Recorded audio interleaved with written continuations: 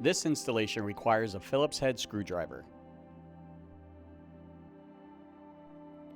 Mount the anchor to the center of the table or as close as possible, and make sure the blue LED light faces the dealer.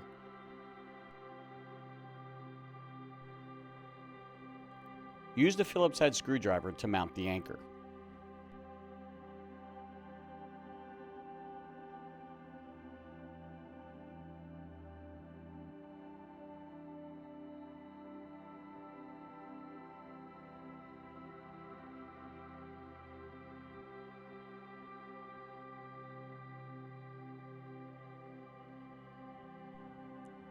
Plug the supplied power supply into the power jack.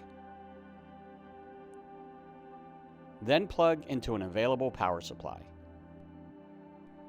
This concludes our video. Thank you for watching.